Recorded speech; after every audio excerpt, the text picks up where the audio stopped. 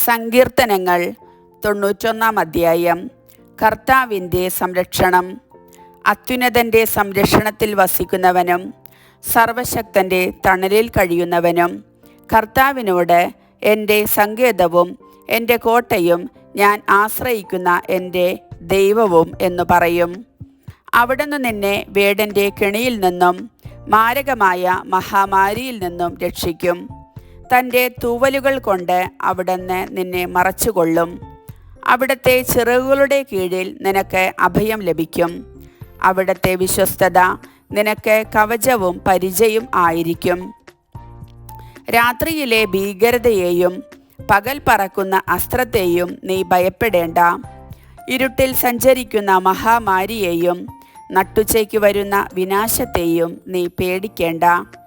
നിന്റെ പാർശ്വങ്ങളിൽ 1000 മരിച്ചു വീണേക്കാം, നിന്റെ വലത്തുവശത്ത് 10,000. എങ്കിലും നിനക്ക് ഒരനർത്ഥവും സംഭവിക്കുകയില്ല.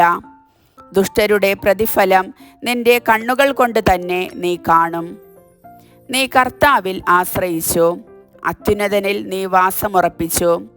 നിനക്ക് ഒരു തിന്മയും ഭവിക്കുകയില്ല, ഒരനർത്ഥവും നിന്റെ കൂടാരത്തെ സമീപിക്കുകയില്ല.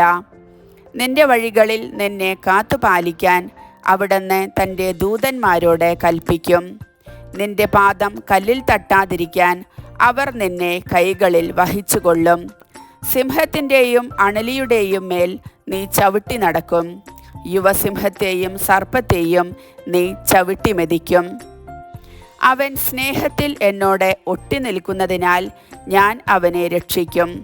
അവൻ എൻ്റെ നാമം അറിയുന്നതുകൊണ്ട് ഞാൻ അവനെ സംരക്ഷിക്കും. അവൻ എന്നെ വിളിച്ചപേക്ഷിക്കുമ്പോൾ ഞാൻ ഉത്തരമരുളും. അവൻ്റെ കഷ്ടതയിൽ ഞാൻ അവനോട് ചേർന്നു നിൽക്കും. ഞാൻ അവനെ മോചിപ്പിക്കുകയും മഹത്വപ്പെടുത്തുകയും ചെയ്യും. ദീർഘായുസ്സു നൽകി ഞാൻ അവനെ സംതൃപ്തനാക്കും. എൻ്റെ രക്ഷ ഞാൻ അവന് കാണിച്ചു കൊടുക്കും.